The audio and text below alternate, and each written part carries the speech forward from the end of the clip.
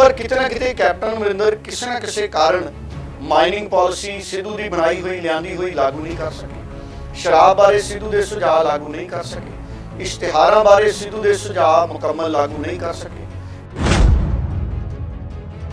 उन्हें तो आही गल्लां रखनियां ने। उन्हें कहना मैं तो अहुदा मंगिया नहीं, कदी राहुल गांधी तो पुछ लो, हाई कमांड दस दे सिद्धू नूं कहना भी मैं कदी अहुदा मंगिया होवे। जिन्ना नुकसान अकाली दल नूं होया ਉਹਦੇ ਮੁਕਾਬਲੇ ਦਾ ਨੁਕਸਾਨ ਹੁਣ ਕਾਂਗਰਸ ਨੂੰ ਹੋਣਾ ਦਿਖ ਰਿਹਾ। ਬੇਅਦਬੀ ਦੇ ਮਾਮਲਿਆਂ ਦੇ ਵੀ ਤੁਸੀਂ ਗੁਰੂ ਦੇ ਇਨਸਾਫ ਨਹੀਂ ਦੇ ਸਕੇ, ਕੋਟਕਪੂਰਾ ਦਾ ਇਨਸਾਫ ਨਹੀਂ ਦੇ ਸਕੇ, ਵੱਡੇ ਵੱਡੇ ਵਾਅਦੇ ਕਰਕੇ ਤੁਸੀਂ ਸਹੁੰ ਖਾ ਕੇ।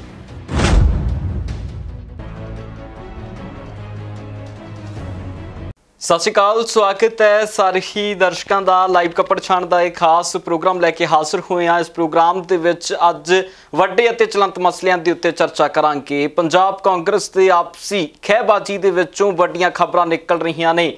ਬੀਤਾ ਦਿਨ ਬਹੁਤ ਵੱਡੀਆਂ ਸੁਰਖੀਆਂ ਦੇ ਵਿੱਚ ਬੀਤਿਆ ਤੇ ਅੱਜ ਦਾ ਚੜ੍ਹਨ ਵਾਲਾ ਦਿਨ ਵੀ ਵੱਡੀਆਂ ਸੁਰਖੀਆਂ ਦੇ ਨਾਲ ਚੜ੍ਹਨ ਵਾਲਾ। ਅੱਜ ਨਵਜੋਤ ਸਿੰਘ ਸਿੱਧੂ ਅਤੇ ਪ੍ਰਗਟ ਸਿੰਘ ਦੀ 3 ਮੈਂਬਰੀ ਕਮੇਟੀ ਦੇ ਅੱਗੇ ਪੇਸ਼ੀ ਹੋਣੀ ਹੈ। ਉੱਥੇ ਨਵਜੋਤ ਸਿੰਘ ਸਿੱਧੂ ਤੇ ਪ੍ਰਗਟ ਸਿੰਘ ਕੀ ਕਰ ਸਕਦੇ ਨੇ ਉਸ ਦੇ ਉੱਤੇ ਗੱਲਬਾਤ ਰਹੇਗੀ ਪ੍ਰੋਗਰਾਮ ਦੇ ਵਿੱਚ। ਬੀਤੇ ਦਿਨਾਂ ਚਰਨਜੀਤ ਚੰਨੀ ਨੇ ਇੱਕ ਵਾਰ ਫਿਰ ਤੋਂ ਪੰਜਾਬ ਦੀ ਅਗਵਾਈ ਦੇ ਉੱਤੇ ਸਵਾਲ ਚੁੱਕ ਦਿੱਤੇ ਨੇ। ਕੀ ਕੁਝ ਚਰਨਜੀਤ ਚੰਨੀ ਨੇ ਕਿਹਾ ਉਹ ਵੀ ਗੱਲਬਾਤ ਕਰਾਂਗੇ। ਪ੍ਰਤਾਪ ਸਿੰਘ ਦਾ ਫਾਰਮੂਲਾ ਨੰਬਰ 44 ਕੀ ਹੈ ਉਸ ਦੇ ਉੱਤੇ ਗੱਲਬਾਤ ਰਹੇਗੀ। ਹੋਰ ਵੱਡੇ ਮਸਲੇ ਨੇ ਜਿਨ੍ਹਾਂ ਤੇ ਗੱਲਬਾਤ ਕਰਾਂਗੇ। ਸਭ ਤੋਂ ਪਹਿਲਾਂ ਡੱਲਾ ਸਾਹਿਬ ਦਾ ਸਵਾਗਤ, ਫਿਰ ਸਵਾਲਾਂ ਦੇ ਵੱਲ ਵਧਦੇ ਹਾਂ। ਡੱਲਾ ਜੀ ਸਵਾਗਤ ਹੈ। ਬਹੁਤ ਧੰਨਵਾਦ ਗਗਨ ਜੀ, ਤੁਹਾਡਾ ਵੀ ਔਰ ਦੁਨੀਆ ਭਰ ਦੇ ਪੰਜਾਬੀਆਂ ਦਾ। ਡੱਲਾ ਜੀ ਸਭ ਤੋਂ ਪਹਿਲਾਂ ਤਾਂ ਅੱਜ ਦੇ ਦਿਨ ਨੂੰ ਕਿੱਦਾਂ ਵੇਖੀਏ ਕਾਂਗਰਸ ਵਾਲੇ ਪੱਖ ਤੋਂ, ਕਿਉਂਕਿ ਜਿੱਥੋਂ ਰੌਲਾ ਸ਼ੁਰੂ ਹੋਇਆ ਸੀ ਅੱਜ ਨਵਜੋਤ ਸਿੰਘ ਸਿੱਧੂ ਨੂੰ ਸੱਦ ਲਿਆ ਗਿਆ ਹੈ, ਪ੍ਰਗਟ ਸਿੰਘ ਨੂੰ ਸੱਦ ਲਿਆ ਗਿਆ ਹੈ। ਕਿੱਦਾਂ ਦਾ ਲੱਗਦਾ ਕਿ ਅੱਜ ਜਿਹੜੇ 11 ਵਜੇ ਤੋਂ ਮੀਟਿੰਗ ਸ਼ੁਰੂ ਹੋਣੀ ਹੈ, ਕੀ ਕੁਝ ਹੁੰਦਾ ਉਸ ਦੇ ਵਿੱਚ? ਅੱਜ ਦੇਖੋ, ਜਿਹੜਾ ਅੱਜ ਦਾ ਦਿਨ ਹੈ ਉਹ ਬੜਾ ਅਹਿਮ ਹੈ। ਨਵਜੋਤ ਸਿੰਘ ਸਿੱਧੂ ਕਮੇਟੀ ਅੱਗੇ ਪੇਸ਼ ਹੋਣਗੇ, ਪਰ ਮੈਨੂੰ ਪਤਾ ਨਹੀਂ ਮੇਰਾ ਚਿੱਤ ਕਿਉਂ ਨਹੀਂ ਮੰਨਦਾ ਕਿ ਨਵਜੋਤ ਸਿੰਘ ਸਿੱਧੂ ਅੱਜ ਜਾਊਗਾ। ਮੈਨੂੰ ਇਹ ਲੱਗਦਾ ਕਿ ਨਵਜੋਤ ਸਿੰਘ ਸਿੱਧੂ ਸ਼ਾਇਦ ਪਿਛਲੇ ਕੁਝ ਦਿਨਾਂ ਤੋਂ ਦਿੱਲੀ ਨੇ। ਨਵਜੋਤ ਸਿੰਘ ਸਿੱਧੂ ਕੁਝ ਦਿਨ ਪਹਿਲਾਂ ਤੋਂ ਹੀ ਮੈਨੂੰ ਲੱਗਦਾ ਹੈ ਰਾਹੁਲ ਗਾਂਧੀ, ਪ੍ਰਿੰਕਾ ਗਾਂਧੀ ਨਾਲ ਮੀਟਿੰਗਾਂ ਕਰ ਚੁੱਕੇ ਨੇ। ਔਰ ਮੈਨੂੰ ਲੱਗਦਾ ਹੈ ਕਿ ਕਾਂਗਰਸ ਦੀ ਹਾਈ ਕਮਾਂਡ ਇੱਕ ਚਿੱਤ ਬਣਾਈ ਬੈਠੀ ਹੈ ਕਿ ਅਸੀਂ ਪੰਜਾਬ ਦੇ ਵਿੱਚ ਫੈਸਲਾ ਕੁੰਨ ਬਦਲਾਅ ਕਰਨਾ। ਉਹ ਫੈਸਲਾ ਕੁੰਨ ਬਦਲਾਅ ਕੀ ਹੋਊਗਾ ਉਹਦੇ ਲਈ ਤਾਂ ਸਾਨੂੰ ਇੰਤਜ਼ਾਰ ਕਰਨਾ ਪਊਗਾ। ਪਰ ਕਿਤੇ ਨਾ ਕਿਤੇ ਕਾਂਗਰਸ ਨੇ ਜਿਹੜੇ ਵੱਖ-ਵੱਖ ਸਰਵੇਖਣ ਕੀਤੇ ਨੇ ਗਗਨ, ਉਹਨਾਂ ਸਰਵੇਖਣਾਂ 'ਚ ਗੱਲ ਸਾਫ਼ ਹੈ ਕਿ ਧਰਾਤਲ ਤੇ ਨਵਜੋਤ ਸਿੰਘ ਸਿੱਧੂ ਦਾ ਨਾਮ ਬੋਲਦਾ ਹੈ, ਜ਼ਮੀਨ ਤੇ ਨਵਜੋਤ ਸਿੰਘ ਸਿੱਧੂ ਦਾ ਨਾਮ ਬੋਲਦਾ ਹੈ। ਸਾਡੇ ਲੋਕ ਬੱਦਲ ਦੇਖ ਕੇ ਦੱਸ ਦਿੰਦੇ ਨੇ ਕਿ ਬਰਸਾਤ ਕਿਹੜੇ ਦਿਨ ਪਊਗੀ।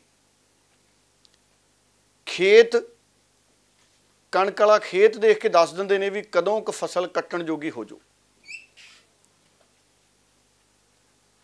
ਖੇਤ ਦੇਖ ਕੇ ਦੱਸ ਦਿੰਦੇ ਨੇ ਕਣਕ ਦੀ ਤੇ ਝੋਨੇ ਦੀ ਕੁਆਲਿਟੀ ਕੀ ਹੈ ਤੇ ਪ੍ਰਤੀ ਕਿੱਲਾ ਝਾੜ ਕੀ ਰਹੂਗਾ। ਇਹ ਤਜਰਬਾ ਹੈ ਸਾਡੇ ਲੋਕਾਂ ਨੂੰ, ਪੰਜਾਬ ਦੇ ਲੋਕਾਂ ਨੂੰ, ਕਿਉਂਕਿ ਲੰਮਾ ਸਮਾਂ ਹੋ ਗਿਆ ਪੰਜਾਬ ਦੇ ਲੋਕ ਇਸੇ ਫਸਲੀ ਚੱਕਰ 'ਚ ਨੇ, ਇਸੇ ਸਿਆਸੀ ਚੱਕਰ 'ਚ ਨੇ। ਹੁਣ ਜਿਹੜੀਆਂ ਸਥਿਤੀਆਂ ਨੇ, ਕਾਂਗਰਸ ਦੀ ਹਾਈ ਕਮਾਂਡ ਪੰਜਾਬ ਦੇ ਲੋਕਾਂ ਦੀ ਗੱਲ ਜ਼ਮੀਨ ਤੋਂ ਸਮਝ ਚੁੱਕੀ ਹੈ, ਕਿਉਂਕਿ ਕਾਂਗਰਸ ਦੀ ਹਾਈ ਕਮਾਂਡ ਜ਼ਖਮੀ ਸ਼ੇਰ ਹੈ। ਮੱਧ ਪ੍ਰਦੇਸ਼ ਦੇ ਵਿੱਚ ਬਹੁਤ ਵੱਡੀ ਚੁਣੌਤੀ ਸੀ ਕਾਂਗਰਸ ਦੀ ਸਰਕਾਰ। ਕਮਲਨਾਥ ਨੂੰ ਮੱਧ ਪ੍ਰਦੇਸ਼ 'ਚ ਭੇਜਿਆ ਗਿਆ। ਸ਼ਿਵਰਾਜ ਸਿੰਘ ਚੌਹਾਨ ਪਹਿਲਾਂ 2 ਵਾਰ ਦੇ ਮੁੱਖ ਮੰਤਰੀ ਸੀ, ਉਹਨਾਂ ਦੀ ਸਰਕਾਰ ਨੂੰ ਲਾਂਭੇ ਕੀਤਾ ਤੇ ਕਾਂਗਰਸ ਨੇ ਜਿੱਤ ਕੇ ਮੱਧ ਪ੍ਰਦੇਸ਼ ਦੇ ਵਿੱਚ ਆਪਣੀ ਸ਼ਾਨ ਬਹਾਲ ਕੀਤੀ। ਪਰ ਜੋਤੀਰਾਦਿੱਤਿਆ ਸਿੰਧੀਆ ਨੂੰ ਸੰਭਾਲ ਨਹੀਂ ਸਕੇ ਕਮਲਨਾਥ। ਠੀਕ ਉਸੇ ਤਰ੍ਹਾਂ ਕੈਪਟਨ ਅਮਰਿੰਦਰ ਸਿੰਘ ਸੰਭਾਲ ਨਹੀਂ ਸਕੇ ਨਵਜੋਤ ਸਿੰਘ ਸਿੱਧੂ ਨੂੰ। ਨਵਜੋਤ ਸਿੰਘ ਸਿੱਧੂ ਉਹ ਸਿਆਸੀ ਖਿਡਾਰੀ ਹੈ, ਅਗਰ ਕੈਪਟਨ ਅਮਰਿੰਦਰ ਸਿੰਘ ਨਵਜੋਤ ਸਿੰਘ ਸਿੱਧੂ ਨੂੰ ਨਾਲ ਰੱਖਣ 'ਚ ਕਾਮਯਾਬ ਹੋ ਜਾਂਦੇ, ਨਵਜੋਤ ਸਿੰਘ ਸਿੱਧੂ ਨੂੰ ਕੰਮ ਕਰਨ ਦੀ ਆਜ਼ਾਦੀ ਦੇ ਦਿੰਦੇ, ਨਵਜੋਤ ਸਿੰਘ ਸਿੱਧੂ ਦੀਆਂ ਯੋਜਨਾਵਾਂ ਨੂੰ ਲਾਗੂ ਕਰ ਦਿੰਦੇ ਜਿਹਦੇ ਨਾਲ ਪੰਜਾਬ ਖੁਸ਼ਹਾਲ ਹੋਣਾ ਸੀ, ਤਾਂ ਮੈਨੂੰ ਲੱਗਦਾ ਕੈਪਟਨ ਅਮਰਿੰਦਰ ਨੂੰ ਘਾਟਾ ਨਹੀਂ ਸੀ ਹੋਣਾ, ਕੈਪਟਨ ਅਮਰਿੰਦਰ ਨੂੰ ਫਾਇਦਾ ਹੀ ਹੋਣਾ ਸੀ। ਪਰ ਕਿਤੇ ਨਾ ਕਿਤੇ ਕੈਪਟਨ ਅਮਰਿੰਦਰ ਕਿਸੇ ਨਾ ਕਿਸੇ ਕਾਰਨ ਮਾਈਨਿੰਗ ਪਾਲਿਸੀ ਸਿੱਧੂ ਦੀ ਬਣਾਈ ਹੋਈ ਲਿਆਂਦੀ ਹੋਈ ਲਾਗੂ ਨਹੀਂ ਕਰ ਸਕੇ, ਸ਼ਰਾਬ ਬਾਰੇ ਸਿੱਧੂ ਦੇ ਸੁਝਾਅ ਲਾਗੂ ਨਹੀਂ ਕਰ ਸਕੇ, ਇਸ਼ਤਿਹਾਰਾਂ ਬਾਰੇ ਸਿੱਧੂ ਦੇ ਸੁਝਾਅ ਮੁਕੰਮਲ ਲਾਗੂ ਨਹੀਂ ਕਰ ਸਕੇ, ਕੇਬਲ ਬਾਰੇ ਸਿੱਧੂ ਨੇ ਸੁਝਾਅ ਦਿੱਤੇ ਨਹੀਂ ਮੰਨੇ ਗਏ। ਸੋ ਕਈ ਗੱਲਾਂ ਅਜਿਹੀਆਂ ਹੋਈਆਂ ਜਿਹੜੀਆਂ ਸਿੱਧੂ ਦੀਆਂ ਮੰਨੀਆਂ ਨਹੀਂ ਗਈਆਂ। ਅਜਿਹੀ ਸੂਰਤ 'ਚ ਗੱਲ 2019 ਦੀਆਂ ਚੋਣਾਂ ਦੀ ਆ ਗਈ। 75-25 ਦਾ ਬਿਆਨ ਦੇਤਾ ਸਿੱਧੂ ਨੇ, ਬਠਿੰਡੇ ਜਾ ਕੇ ਜਾਂ ਫਿਰੋਜ਼ਪੁਰ ਜਾ ਕੇ ਕੈਪਟਨ ਅਮਰਿੰਦਰ ਸਿੰਘ ਦੇ ਔਰ ਨਵਜੋਤ ਸਿੰਘ ਸਿੱਧੂ ਦੇ ਸਬੰਧ 2019 'ਚ ਵਿਗੜਦੇ ਗਏ ਤੇ ਆਖਰ ਨਵਜੋਤ ਸਿੰਘ ਸਿੱਧੂ ਨੇ ਅਸਤੀਫਾ ਦਿੱਤਾ ਤੇ ਉਦੋਂ ਕੈਪਟਨ ਅਮਰਿੰਦਰ ਨੇ ਵੀ ਨਵਜੋਤ ਸਿੰਘ ਸਿੱਧੂ ਨੂੰ ਮਨਾਇਆ ਨਹੀਂ। ਹੁਣ ਮੈਂ 2 ਸਾਲ ਪਿੱਛੇ ਗਿਆ 2019 'ਚ, ਕੈਪਟਨ ਅਮਰਿੰਦਰ ਨੇ ਸਿੱਧੂ ਨੂੰ ਮਨਾਇਆ ਨਹੀਂ, ਸਿੱਧੂ ਦਾ ਮਹਿਕਮਾ ਬਦਲ ਕੇ ਬਿਜਲੀ ਮਹਿਕਮਾ ਦੇਤਾ। ਤੇ ਆ ਹੁਣ ਕੁਝ ਕੁ ਦਿਨ ਪਹਿਲਾਂ ਅਚਾਨਕ ਜਿਹਾ ਕੀ ਹੋਇਆ ਕਿ ਕੈਪਟਨ ਅਮਰਿੰਦਰ ਨੂੰ ਫੇਰ ਸਿੱਧੂ ਦੀ ਯਾਦ ਸਤਾਉਣ ਲੱਗ ਗਈ। ਫੇਰ ਕੈਪਟਨ ਅਮਰਿੰਦਰ ਸਿੱਧੂ ਨੂੰ ਸੱਦੇ ਮਾਰ ਬੈਠੇ ਕਿ ਆ ਜਾਓ ਸਿੱਧੂ ਸਾਹਿਬ ਲੰਚ ਕਰਦੇ ਆ, ਆ ਜਾਓ ਸਿੱਧੂ ਸਾਹਿਬ ਚਾਹ ਕਰਦੇ ਆ। ਤੇ ਕੈਪਟਨ ਅਮਰਿੰਦਰ ਕਹਿੰਦੇ ਜਦੋਂ ਸਰਕਾਰ ਦੇ 4 ਸਾਲ ਪੂਰੇ ਹੋਏ ਸੀ ਵੀ ਮੇਰੀ ਟੀਮ ਦੇ ਸਾਥੀ ਚਾਹੁੰਦੇ ਨੇ ਸਿੱਧੂ ਸਾਡੇ ਨਾਲ ਕੰਮ ਕਰੇ। 2019 ਚ ਕੈਪਟਨ ਅਮਰਿੰਦਰ ਦਾ ਫੈਸਲਾ ਸਹੀ ਸੀ ਜਾਂ ਹੁਣ ਕੈਪਟਨ ਅਮਰਿੰਦਰ ਦਾ ਫੈਸਲਾ ਸਹੀ ਹੈ? ਇਹ ਕੈਪਟਨ ਅਮਰਿੰਦਰ ਦੇ ਜਿਹੜੇ ਸਲਾਹਕਾਰ ਨੇ ਉਹ ਰੋਜ਼ ਰਾਤ ਨੂੰ ਸਲੇਟ ਤੇ ਇਹਦਾ ਜਵਾਬ ਲਿਖਦੇ ਹੋਣਗੇ, ਮਿਟੇ ਦਿੰਦੇ ਹੋਣਗੇ, ਕਿਉਂਕਿ ਉਹਨਾਂ ਨੂੰ ਸਮਝ ਨਹੀਂ ਪੈ ਰਿਹਾ ਹੋਣਾ ਕਿ ਫੈਸਲਾ ਕਿਹੜਾ ਸਹੀ ਸੀ। ਉਹ ਫੈਸਲਾ ਗਲਤ ਸੀ, ਹੋਣ ਵਾਲਾ ਫੈਸਲਾ ਉਸ ਨਾਲੋਂ ਵੀ ਵੱਧ ਗਲਤ ਸੀ। ਜਦੋਂ ਤੁਸੀਂ ਸਿਆਸਤ 'ਚ ਕਿਸੇ ਇੱਕ ਵਿਅਕਤੀ ਨੂੰ ਛੱਡਤਾ, ਤੁਸੀਂ ਉਹਦਾ ਮੰਤਰਾਲਾ ਬਦਲਤਾ, ਉਹ ਵਿਅਕਤੀ ਤੁਹਾਡੇ ਮੰਤਰੀ ਮੰਡਲ 'ਚ ਨਹੀਂ ਆ ਰਿਹਾ ਤੇ ਤੁਸੀਂ 2 ਸਾਲ ਬਾਅਦ ਉਸ ਵਿਅਕਤੀ ਨੂੰ ਚਾਹ ਤੇ ਸੱਦੋ, ਲੰਚ ਤੇ ਸੱਦੋ, ਅਹੁਦੇ ਆਫਰ ਕਰੋ। ਤੇ ਸਿੱਧੂ ਨੇ ਟਵੀਟ ਕਰਤਾ, ਕਹਿੰਦਾ ਮੈਨੂੰ ਇਹਨਾਂ ਨੇ ਕਈ ਵਾਰੀ ਅਹੁਦੇ ਦਿੱਤੇ ਨੇ, ਮੈਂ ਤਾਂ ਮੰਗੇ ਨੇ, ਇਹਨਾਂ ਨੇ ਮੈਨੂੰ ਪੇਸ਼ਕਸ਼ ਕੀਤੇ ਨੇ, ਮੈਂ ਤਾਂ ਅੱਜ ਤੱਕ ਮੰਗਿਆ ਨਹੀਂ। ਇਹ ਗੱਲਾਂ ਕਿਤੇ ਨਾ ਕਿਤੇ ਉਸ ਵਿਅਕਤੀ ਦੀ ਸਿਆਸੀ ਚੜ੍ਹਤ ਵੱਲ ਇਸ਼ਾਰਾ ਕਰਦੀਆਂ ਨੇ ਕਿ ਸਿੱਧੂ ਦੀ ਸਿਆਸੀ ਚੜ੍ਹਤ ਬਣੀ ਹੋਈ ਹੈ। ਕਿਸੇ ਸਮੇਂ ਕੈਪਟਨ ਅਮਰਿੰਦਰ ਦੀ ਵੀ ਸਿਆਸੀ ਚੜ੍ਹਤ ਸੀ, ਦੇਖੋ ਇਸੇ ਤਰਜ਼ ਤੇ। ਹਰ ਕਿਸੇ ਦਾ ਵਕਤ ਆਉਂਦਾ ਸਿਆਸਤ 'ਚ ਗਗਨ। ਉਦੋਂ ਕੈਪਟਨ ਅਮਰਿੰਦਰ ਦੀ ਸਿਆਸੀ ਚੜ੍ਹਤ ਸੀ ਤੇ ਅੱਜ ਨਵਜੋਤ ਸਿੰਘ ਸਿੱਧੂ ਦੀ ਸਿਆਸੀ ਚੜ੍ਹਤ ਹੈ। ਔਰ ਇਹ ਸਿਆਸੀ ਚੜ੍ਹਤ ਦੀਆਂ ਗੱਲਾਂ ਨੇ ਸਾਰੀਆਂ। ਹੁਣ ਅੱਜ ਜਿਹੜਾ ਨਵਜੋਤ ਸਿੰਘ ਸਿੱਧੂ ਦਿੱਲੀ ਜਾਊ, ਅਬਲਾ ਉਹ ਤਾਂ 2-3 ਦਿਨ ਪਹਿਲਾਂ ਦਾ ਹੀ ਦਿੱਲੀ ਪਹੁੰਚਿਆ ਹੋਇਆ ਨਵਜੋਤ ਸਿੰਘ ਸਿੱਧੂ, ਜੋ ਮੈਨੂੰ ਲੱਗਦਾ। ਤੇ ਨਵਜੋਤ ਸਿੰਘ ਸਿੱਧੂ ਨੇ ਉਹੀ ਗੱਲਾਂ ਕਰਨੀਆਂ ਨੇ ਕਿ ਮੈਂ ਤਾਂ ਅਸੂਲਾਂ ਤੇ ਖੜਾ ਰਿਹਾ, ਮੈਂ ਤਾਂ ਪਾਲਿਸੀਆਂ ਬਣਾਈਆਂ, ਮੈਂ ਸ਼ਰਾਬ ਤੇ ਪਾਲਿਸੀ ਦਿੱਤੀ, ਮਾਈਨਿੰਗ ਤੇ ਪਾਲਿਸੀ ਦਿੱਤੀ, ਮੇਰੀ ਪਾਲਿਸੀ ਕਿਸੇ ਨੇ ਮੰਨੀ ਨਹੀਂ। ਸਿੱਧੂ ਨੇ ਤੇ ਉਹੀ ਗੱਲਾਂ ਕਰਨੀਆਂ ਸਾਰੀਆਂ। ਤੇ ਸਿੱਧੂ ਬੇਅਦਬੀ ਦੇ ਮਾਮਲੇ ਤੇ ਵੀ ਕਹੂਗਾ ਵੀ ਅਸੀਂ ਝੋਲੀਆਂ ਆਡੀਆਂ, ਸਾਡੀ ਸਰਕਾਰ ਨੇ ਕਿਹਾ ਸੀ ਇਨਸਾਫ ਦੇਵਾਂਗੇ, ਅਸੀਂ ਕਿਉਂ ਨਹੀਂ ਦੇ ਸਕੇ। ਹੁਣ ਸਿੱਧੂ ਇਸ ਗੱਲ ਦਾ ਜਵਾਬ ਮੰਗੂਗਾ ਕਿ ਮੈਂ ਤਾਂ ਟਵੀਟ ਵੀ ਕਰਦਾ ਕਿ ਅਸੀਂ ਸਿੱਟ ਖਾਰਜ ਹੋਈ ਕੰਵਰ ਵਿਜੇ ਪ੍ਰਤਾਪ ਦੀ, ਉਹਨੂੰ ਸੁਪਰੀਮ ਕੋਰਟ 'ਚ ਚੈਲੰਜ ਕਿਉਂ ਨਹੀਂ ਕੀਤਾ। ਨਸ਼ਾ ਮਾਫੀਆ ਨਹੀਂ ਖਤਮ ਹੋਇਆ, ਮਾਈਨਿੰਗ ਮਾਫੀਆ ਨਹੀਂ ਖਤਮ ਹੋਇਆ, ਸ਼ਰਾਬ ਨਾਲ ਲੋਕ ਮਰੇ, ਬੇਰੁਜ਼ਗਾਰੀ ਨਹੀਂ ਹੋਈ, ਸਮੁੱਚੀ ਬੇਰੁਜ਼ਗਾਰੀ ਖਤਮ ਨਹੀਂ ਹੋਈ, ਸਮੁੱਚੀ ਕਿਸਾਨੀ ਦਾ ਕਰਜ਼ਾ ਨਹੀਂ ਮਾਫ ਹੋਇਆ। ਉਹਨੇ ਤਾਂ ਆਹੀ ਗੱਲਾਂ ਰੱਖਣੀਆਂ ਨੇ। ਉਹਨੇ ਕਹਿਣਾ ਮੈਂ ਤਾਂ ਅਹੁਦਾ ਮੰਗਿਆ ਨਹੀਂ ਕਦੀ। ਰਾਹੁਲ ਗਾਂਧੀ ਤੋਂ ਪੁੱਛ ਲਓ, ਹਾਈ ਕਮਾਂਡ ਦੱਸ ਦੇ ਸਿੱਧੂ ਨੂੰ ਕਹਿਣਾ ਵੀ ਮੈਂ ਕਦੀ ਅਹੁਦਾ ਮੰਗਿਆ ਹੋਵੇ। ਹੁਣ ਕੱਲ ਸਿੱਧੂ ਦੀ ਵਾਰੀ ਹੈ, ਸਿੱਧੂ ਆਪਣੀ, ਫਿਰ ਪ੍ਰਗਟ ਸਿੰਘ ਆਪਣੀ ਗੱਲ ਰੱਖੂਗਾ ਵੀ ਮੇਰੇ ਨਾਲ ਤਾਂ ਆਹ ਵਾਪਰਿਆ। ਪ੍ਰਗਟ ਸਿੰਘ ਨੇ ਧਮਕੀ ਦੀ ਗੱਲ ਕੀਤੀ ਸੀ, ਪ੍ਰਗਟ ਸਿੰਘ ਵੀ ਆਪਣੇ ਅਸੂਲਾਂ ਵਾਲੀ ਗੱਲ ਕਰਨਗੇ ਉੱਥੇ। ਹੁਣ ਗੱਲ ਕੱਲੀ ਕਮੇਟੀ 'ਚ ਨਹੀਂ ਰਹਿ ਗਈ ਗਗਨ। 1-2 ਦਿਨ ਹਰੀਸ਼ ਰਾਵਤ ਉਹਨਾਂ ਨੇ ਬਿਆਨ ਦੇ ਗਏ ਸੀ, ਹਰੀਸ਼ ਰਾਵਤ, ਪਰ ਤੁਸੀਂ ਦੱਸੋ ਹੁਣ ਜਦੋਂ ਐਮਐਲਏ ਕੱਲ ਗਏ ਕੱਲੇ ਸਾਰਿਆਂ ਨੇ ਨਿਰਪੱਖਤਾ ਨਾਲ ਕਿਹਾ ਵੀ ਜੋ ਹਾਈ ਕਮਾਂਡ ਕਹੂਗੀ ਅਸੀਂ ਤਿਆਰ ਹਾਂ। ਜਿਹੜੇ ਵਿਧਾਇਕ ਨੇ ਉਹ ਨਜ਼ਰ ਨਹੀਂ ਆ ਰਹੇ ਕਿ ਕਿਸੇ ਇੱਕ ਪਾਸੇ ਝੁਕੇ ਹੋਏ ਨੇ, ਉਹ ਤਾਂ ਹਾਈ ਕਮਾਂਡ ਤੇ ਖੜੇ ਨੇ। ਸੋ ਇਸ ਕਰਕੇ ਅੱਜ ਸਿੱਧੂ ਦਾ ਦਿਨ ਹੈ ਜਿਹੜਾ ਬੜਾ ਅਹਿਮੀਅਤ ਵਾਲਾ ਹੈ। ਔਰ ਕੱਲ ਕੈਪਟਨ ਅਮਰਿੰਦਰ ਦੀ, ਵੀਰਵਾਰ ਨੂੰ ਕੈਪਟਨ ਅਮਰਿੰਦਰ ਦੀ ਵਾਰੀ ਹੈ, ਬੁੱਧਵਾਰ ਨੂੰ ਪ੍ਰਤਾਪ ਸਿੰਘ ਬਾਜਵਾ ਦੀ ਵਾਰੀ ਹੈ। ਤਿੰਨੇ ਲੀਡਰ ਬੜੇ ਅਹਿਮੀਅਤ ਵਾਲੇ ਨੇ ਕਾਂਗਰਸ 'ਚ ਗਗਨ। ਪ੍ਰਤਾਪ ਬਾਜਵਾ ਬੁੱਧਵਾਰ ਨੂੰ ਜਾਣਗੇ। ਡੱਲਾ ਸਾਹਿਬ, ਇਸ ਤੋਂ ਅਗਲੇ ਮਾਮਲੇ ਦੇ ਵੱਲ ਵਧਣ ਤੋਂ ਪਹਿਲਾਂ ਮੈਂ ਚਰਨਜੀਤ ਚੰਨੀ ਦਾ ਉਹ ਬਿਆਨ ਸੁਣਵਾ ਦਿੰਦਾ, ਜਿਸ ਬਿਆਨ ਦੇ ਵਿੱਚ ਉਹਨਾਂ ਸ਼ਾਇਰਾਨਾ ਅੰਦਾਜ਼ ਦੇ ਵਿੱਚ ਇੱਕ ਵਾਰ ਫਿਰ ਤੋਂ ਪੰਜਾਬ ਦੀ ਅਗਵਾਈ ਤੇ ਸਵਾਲ ਚੁੱਕੇ ਨੇ।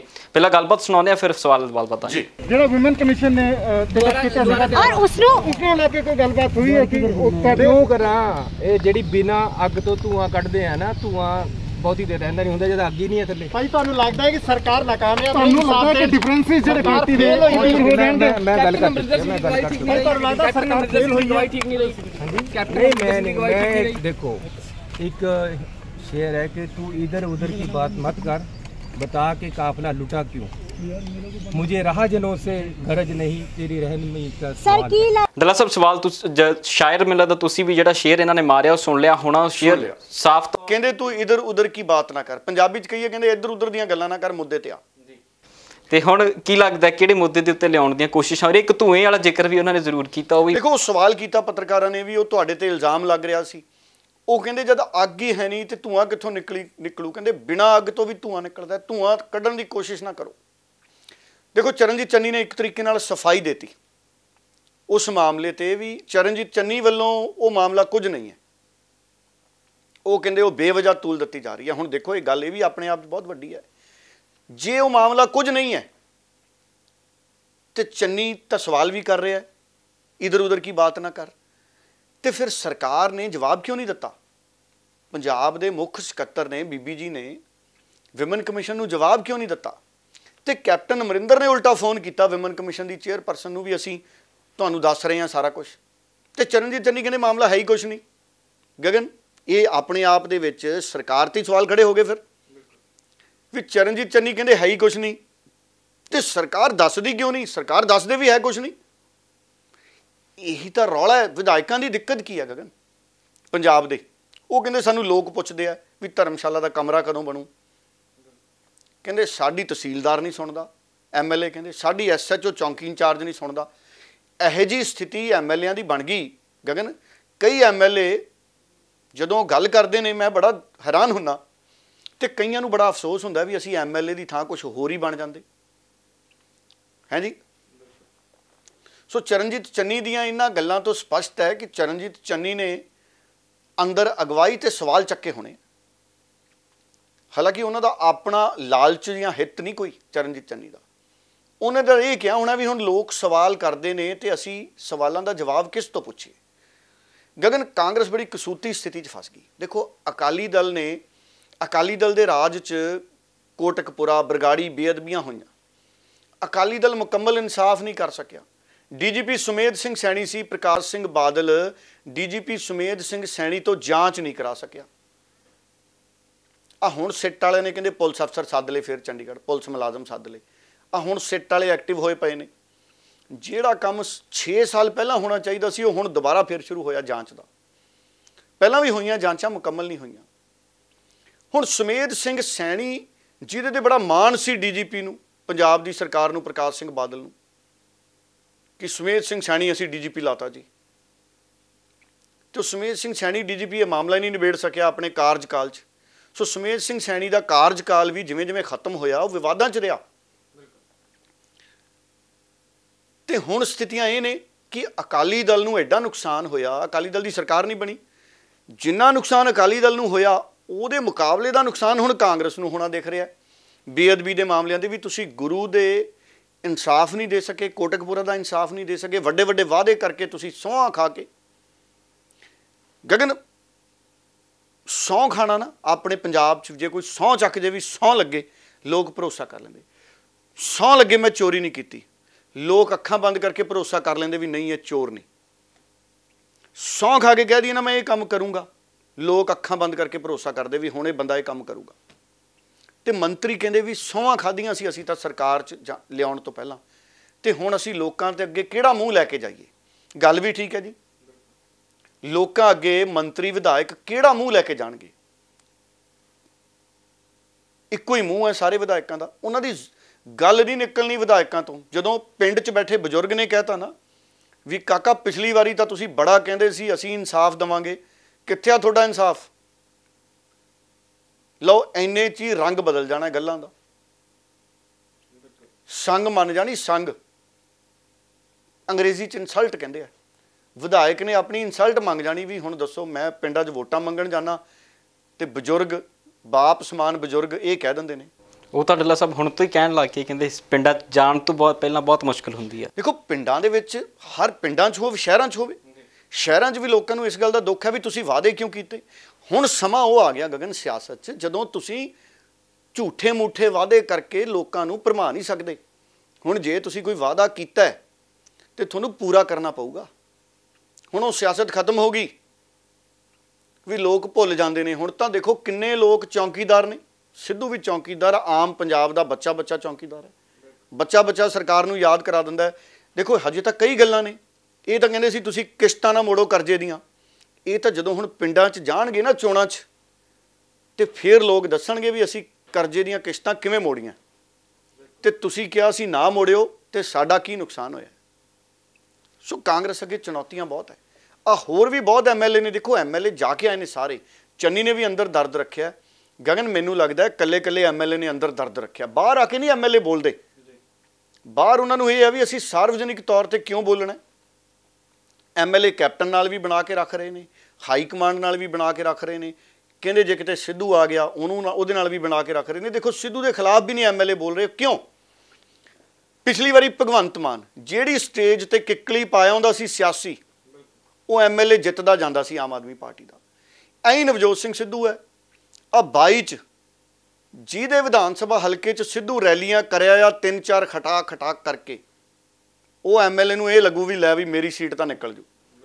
ਤੇ ਜੇ ਕਿਸੇ ਨੇ ਸਿੱਧੂ ਦੇ ਖਿਲਾਫ ਬਿਆਨ ਦੇਤਾ ਤੇ ਸਿੱਧੂ ਉਹਦੇ ਹਲਕੇ 'ਚ ਪ੍ਰਚਾਰ ਕਰਨ ਨਾ ਗਿਆ, ਲੈ ਜਿਹੋ ਜੀ ਹਵਾ ਹੈ ਨਾ ਸਿੱਧੂ ਦੀ ਗਗਨ, ਪਿੰਡਾਂ 'ਚ ਲੋਕਾਂ ਨੇ ਇਹ ਕਹਿਣਾ ਵੀ ਐਮਐਲਏ ਸਾਹਿਬ ਜਿਹੜੇ ਉਮੀਦਵਾਰ ਹੈ ਵੀ ਸਿੱਧੂ ਬੁਲਾ ਲਓ, ਸਿੱਧੂ ਦੀ ਰੈਲੀ ਕਰਾ ਲਓ ਜੇ ਜਿੱਤਣਾ। ਤੇ ਜਿੱਥੇ ਸਿੱਧੂ ਨੇ ਨਹੀਂ ਜਾਣਾ, ਲੋਕਾਂ ਨੇ ਇਹੀ ਸੋਚਣਾ ਵੀ ਇਹ ਬੰਦਾ ਠੀਕ ਨਹੀਂ ਵੀ ਸਿੱਧੂ ਰੈਲੀ ਕਰਨ ਨਹੀਂ ਇਹਦੇ ਆਇਆ, ਵੀ ਇਹਦਾ ਮਤਲਬ ਹੈ ਉਮੀਦਵਾਰ ਠੀਕ ਨਹੀਂ, ਵੀ ਸੋਚ ਲਓ ਭਾਈ ਇਹਨੂੰ ਵੋਟ ਪਾਉਣੀ ਕਿ ਨਹੀਂ ਪਾਉਣੀ। ਆਹ ਹੋਣਾ ਇਸ ਵਾਰ, ਇਹ ਹੋਣਾ। ਕੇਜਰੀਵਾਲ ਵੇਲੇ ਵੀ ਹੋਇਆ ਸੀ, ਦੇਖੋ ਕੇਜਰੀਵਾਲ ਤੇ ਵੀ ਕਿੱਡਾ ਭਰੋਸਾ ਪੰਜਾਬ ਦੇ ਲੋਕਾਂ ਨੂੰ ਜਾਗਿਆ ਸੀ। ਵੋਟਾਂ ਪਈਆਂ ਕੇਜਰੀਵਾਲ ਦੇ ਨਾਂ ਨੂੰ, ਦਿੱਲੀ 'ਚ ਵੀ ਪੈਂਦੀਆਂ। ਮੋਦੀ ਸਾਹਿਬ ਦੇ ਨਾਂ ਨੂੰ ਦੇਖੋ ਕਿੰਨੀਆਂ ਪਈਆਂ, ਯੂਪੀ 'ਚ ਪਈਆਂ, ਬਸ ਆ ਪੱਛਮੀ ਬੰਗਾਲ 'ਚ ਨਹੀਂ ਪਈਆਂ, ਬਾਕੀ ਤਾਂ ਸਾਰੇ ਪੈ ਗਈਆਂ ਲੋਕ ਸਭਾ 'ਚ। ਐਤਕੀ ਪੱਛਮੀ ਬੰਗਾਲ 'ਚ ਵਿਧਾਨ ਸਭਾ 'ਚ ਨਹੀਂ ਪਈਆਂ। ਪੰਜਾਬ 'ਚ ਦੇਖੋ ਕੀ ਬਣਦਾ, ਪਰ ਰਸਤੇ 'ਚ ਸਿੰਘੂ ਬਾਰਡਰ ਵਾਲੇ ਆ। ਹੁਣ ਤਾਂ ਜੇ ਬੀਜੇਪੀ ਨੇ ਦਿੱਲੀੋਂ ਪੰਜਾਬ 'ਚ ਆਉਣਾ, ਸਿੰਘੂ ਬਾਰਡਰ ਟੱਪ ਕੇ ਆਉਣਾ ਪੈਣਾ। ਤੇ ਸਿੰਘੂ ਬਾਰਡਰ ਵਾਲਿਆਂ ਨੇ ਤਾਂ ਦੇਖ ਲਓ ਪੱਛਮੀ ਬੰਗਾਲ ਜਾ ਕੇ ਨਾਅਰੇ ਲਾ ਦੇ ਵੀ ਬੀਜੇਪੀ ਨੂੰ ਨਾ ਪਾਓ, ਹੋਰ ਜਿਹਨੂੰ ਮਰਜ਼ੀ ਪਾ ਦਿਓ। ਸੋ ਪੰਜਾਬ 'ਚ ਬੀਜੇਪੀ ਨੂੰ ਵੀ ਔਖਾ ਐਤਕੀ। ਆ ਮੈਂ ਬਿਆਨ ਸੁਣ ਰਿਹਾ ਸੀ, ਬੀਜੇਪੀ 'ਚ ਵੀ ਕਹਿੰਦੇ ਸ਼ੁਰੂ ਹੋ ਗਿਆ ਕੱਪੜ ਛਾਣ। ਮਾਸਟਰ ਮੋਹਨ ਲਾਲ ਨੇ, ਬੜੇ ਪੁਰਾਣੇ ਮਾਸਟਰ ਮੋਹਨ ਲਾਲ ਲੀਡਰ ਨੇ, ਮੰਤਰੀ ਨੇ, ਉਹਨਾਂ ਦੀ ਟਿਕਟ ਕੱਟ ਕੇ ਅਸ਼ਵਨੀ ਕੁਮਾਰ ਨੂੰ ਦਿੱਤੀ ਗਈ ਸੀ। ਅਸ਼ਵਨੀ ਕੁਮਾਰ ਐਮਐਲਏ ਬਣ ਗਏ ਸੀ। ਮਾਸਟਰ ਮੋਹਨ ਲਾਲ ਨੂੰ ਇਸ ਗੱਲ ਦੀ ਨਾਰਾਜ਼ਗੀ ਆ ਵੀ ਜਦ ਤੱਕ ਅਸ਼ਵਨੀ ਸ਼ਰਮਾ ਮਜ਼ਬੂਤ ਹੈ ਮੇਰੀ ਸੁਣੀ ਨਹੀਂ ਜਾ ਰਹੀ। ਸਾਬਕਾ ਮੰਤਰੀ ਨੇ ਅਖਬਾਰਾਂ 'ਚ ਲੇਖ ਵੀ ਲਿਖਦੇ ਨੇ ਸਿੱਖਿਆ ਪ੍ਰਣਾਲੀ ਤੇ, ਔਰ ਉਹਨਾਂ ਦੀ ਜ਼ਿੰਦਗੀ ਦੀ ਸੰਘਰਸ਼ ਦੀ ਕਹਾਣੀ ਬਹੁਤ ਵੱਡੀ ਹੈ। ਬਾਕੀ ਐਮਐਲਏਆਂ ਦੀ ਗੱਲ ਸੁਣਾ ਦਿਓ, ਜਿਹੜੇ ਐਮਐਲਏ ਕੱਲ ਅੰਦਰ ਜਾ ਕੇ ਆਏ ਨੇ। ਕਈ ਐਮਐਲਏ, ਰਾਣਾ ਗੁਰਜੀਤ ਕਹਿੰਦਾ ਲੈ ਮੈਂ ਤਾਂ ਵਿਕਾਸ ਕਰਤਾ, ਅੰਦਰ ਕਹਿੰਦੇ ਕੋਈ ਇਹੋ ਜਿਹੀ ਗੱਲ ਨਹੀਂ ਹੋਈ, ਸਹੀ ਗੱਲਾਂ ਹੋਈਆਂ। ਰਾਣਾ ਗੁਰਜੀਤ ਐਮਐਲਏ ਗਿਆ, ਸੁਰਿੰਦਰ ਡਾਵਰ ਉੱਥੇ ਗਏ, ਕੈਪਟਨ ਸੰਦੀਪ ਸੰਧੂ ਵੀ ਗਏ, ਮੁੱਖ ਮੰਤਰੀ ਦੇ ਸਲਾਹਕਾਰ, ਉਹ ਸਲਾਹਕਾਰ ਦੀ ਹੈਸੀਅਤ ਨਾਲ ਗਏ, ਸੁਨੀਲ ਜਾਖੜ ਗਏ, ਕਈ ਵਿਧਾਇਕ ਗਏ। ਰਵਨੀਤ ਸਿੰਘ ਬਿੱਟੂ ਦੇ ਨਾਲ ਇਹਨਾਂ ਦਾ ਕਜ਼ਨ ਹੈ, ਜਿਹੜਾ ਭਰਾ ਹੈ ਗੁਰਕੀਰਤ ਸਿੰਘ ਕੋਟਲੀ, ਹਿਮਾਚਲ ਦੇ ਪ੍ਰਭਾਰੀ ਆ, ਉਹ ਵੀ ਬੜਾ ਸਿਆਣਾ ਆਗੂ ਹੈ ਗੁਰਕੀਰਤ ਸਿੰਘ ਕੋਟਲੀ, ਉਹਦੀ ਵੀ ਗੱਲ ਸੁਣ ਲਓ। ਡਿਫਰੈਂਸਿਸ ਅੱਜ ਦੀ ਡੇਟ ਚਲੇ ਹੋਏ ਨੇ ਉਹਨਾਂ ਨੂੰ ਲੈ ਕੇ। ਦੇਖੋ ਪਹਿਲੀ ਗੱਲ ਤਾਂ ਮੈਂ ਕਲੀਅਰ ਕਰ ਦਿਆਂ ਕਿ ਕੋਈ ਡਿਫਰੈਂਸਿਸ ਨਹੀਂ ਹੁੰਦੇ। ਪਾਰਟੀ ਇਕਜੁੱਟ ਹੁੰਦੀ ਆ, ਪਾਰਟੀ ਯੂਨਾਈਟਡਲੀ ਕੰਮ ਕਰਦੀ ਹੈ ਔਰ ਸਾਰੇ ਪਾਰਟੀ ਦੇ ਝੰਡੇ ਥੱਲੇ ਇਕੱਠੇ ਹੋਏ। ਚਰਚਾ ਕੀ ਕੁਝ ਹੋਈ ਹੈ, ਕੀ ਕੁਝ ਫੀਡਬੈਕ ਮੰਗਿਆ ਗਿਆ, ਕਿਹੜੀ ਚੀਜ਼ਾਂ ਨੂੰ ਲੈ ਕੇ ਗੱਲਬਾਤ?